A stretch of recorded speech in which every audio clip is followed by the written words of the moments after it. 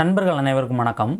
இந்த வீடியோவில் நம்ம என்ன பார்க்க போகிறோம் அப்படின்னு கேட்டிங்கன்னா, ஃப்ரண்ட் அண்ட் பேக், அதாவது டபுள் சைடு பிரிண்டிங் நம்ம எப்படி பண்ணுறது. அதாவது ஒரு ஆதார் கார்டு கொடுப்பாங்க, நம்ம கடையில் கஸ்டமர் வந்து ஒரு ஆதார் கார்டை கொடுத்து எனக்கு இதை டபுள் சைடு பிரிண்ட்டு போட்டு கொடுங்க, ஒரு டூப்ளிகேட் போட்டு கொடுங்கன்னு கேட்பாங்க. ஸோ அப்படி இல்லைனா ஒரு ஐடி கார்டு இல்லை ஒரு டிரைவிங் லைசன்ஸை கொடுத்துட்டு ஒரிஜினல் கொடுத்துட்டு எனக்கு இந்த மாதிரி போட்டு டபுள் சைடு பிரிண்டிங்கில் கொடுங்க அப்படின்னு கேட்பாங்க. அது எப்படி பண்ணுவாங்கன்னா, லேமினேஷன் பண்ணுவாங்க. சரிங்களா, நம்ம கையிலே நம்ம நார்மலாக ஆதார் கார்டு எல்லாருமே லேமினேஷன் பண்ணியிருப்போம். அந்த கார்டு மாதிரி நம்மளுக்கு ஃப்ரண்ட் அண்ட் பேக்கில் வரும். இது வந்து எப்படி பண்ணுறது அப்படிங்கிறது தான் இந்த வீடியோவில் நம்ம பார்க்க போகிறோம். சரிங்களா, அதுக்கு முன்னால் ஒரு சின்ன டிப்ஸு. நிறைய பேர் வந்து சிஸ்டம் என்ன வாங்கலாம் அப்படின்னு நிறைய பேர் கேட்குறீங்க. சிஸ்டம் அப்படிங்கிறத பற்றி நீங்கள் வந்து தெரிஞ்சுக்கிட்டிங்கன்னா தான் உங்களுக்கு எது வாங்கலாம் அப்படிங்கிறத ஒரு நல்ல ஒரு ஐடியா கிடைக்கும். அது எதை பார்த்து நீங்கள் தெரிஞ்சுக்கணும்னு கேட்டிங்கன்னா, யூடியூப்பில் A2D அப்படின்னு பார்த்தீங்கன்னா ஒரு சேனல் இருக்குது. இந்த சேனலில் பார்த்தீங்கன்னா சிஸ்டம் பற்றினா நிறைய விஷயங்கள் வந்து போடுறாங்க. அது மட்டும் இல்லாமல் அவங்க சிஸ்டம் அரேஞ்ச் பண்ணியும் கொடுத்துக்கிட்டு இருக்காங்க. அவங்க கான்டாக்ட் நம்பர் கொடுத்துருப்பாங்க. அதாவது எப்படி கேட்பாங்கன்னா, இப்போ எனக்கு வந்து ஃபோட்டோஷாப்பு ப்ரீமியர் ப்ரோலாம் நான் எடிட் பண்ண போகிறேன், இந்த மாதிரி எனக்கு ஒரு சிஸ்டம் நல்லா வேணும் அப்படின்னு கேட்டேன் அப்படின்னு வச்சுங்களேன். என்னுடைய பட்ஜெட் வந்து ஒரு 40,000 சொல்கிறேன், இல்லை ஒரு 30,000 சொல்கிறேன்னா என்னுடைய பட்ஜெட்டுக்கு ஏற்ற மாதிரி என்ன பண்ணுவாங்க, அவங்களே என்னென்ன பிராண்ட் போடணும் அப்படிங்கிறத பார்த்து போட்டு அரேஞ்ச் பண்ணி கொடுத்துருவாங்க. சரிங்களா, நான் கூட அவங்ககிட்ட கால் பண்ணி பேசியிருக்கேன். எனக்கும் பார்த்தீங்கன்னா பட்ஜெட்லாம் போட்டு விட்டாங்க. ஆனால் என்கிட்ட அமௌண்ட் பத்தாத காரணத்தினால நான் பார்த்தீங்கன்னா சிஸ்டம் அப்படிங்கிறது இன்னும் வாங்கலை. சரிங்களா, நீங்கள் அதில் வீடியோஸே நிறைய போட்டிருப்பாங்க. இப்போ ஒரு 25,000 சிஸ்டம் இருக்குதுன்னு வச்சுங்களேன். அந்த பட்ஜெட்டுக்குள்ள எந்த மாதிரி சிஸ்டம் வருது, அது வந்து எந்த மாதிரி பெர்ஃபார்மன்ஸ் பண்ணுது, இந்த மாதிரி வீடியோஸ் நிறைய போட்டிருக்காங்க.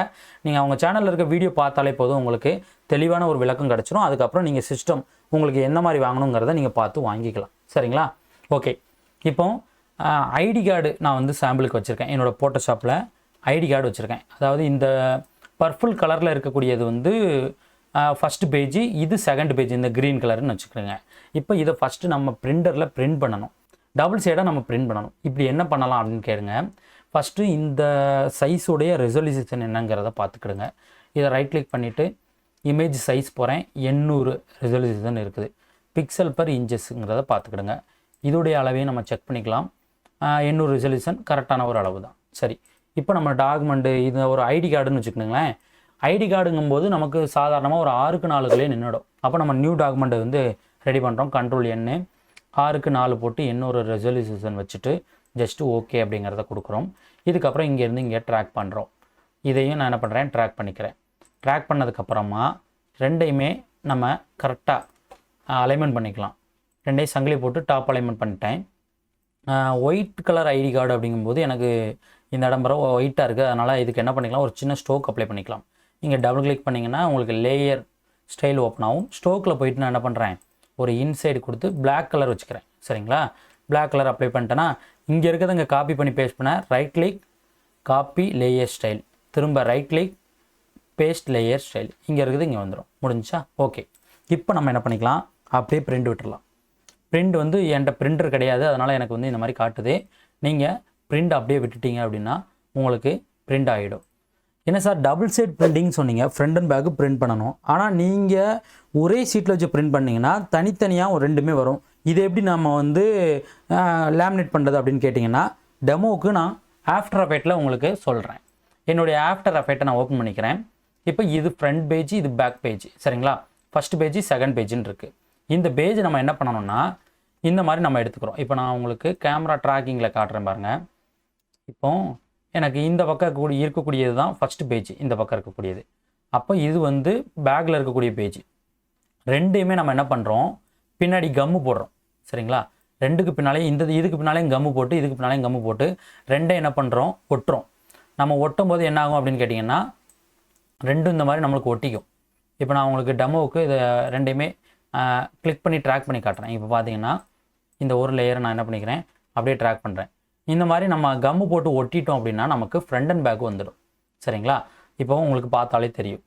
இந்த இடத்துல பாருங்கள், ரெண்டையும் கம்மு போட்டுட்டு ஒட்டிட்டோம்னா நம்மளுக்கு எப்படி மாறிட்டோம்னா இப்படி மாறிடும். இந்த ஷேப் பாருங்கள், ஃப்ரண்ட் அண்ட் பேக்காக மாறிடுச்சா.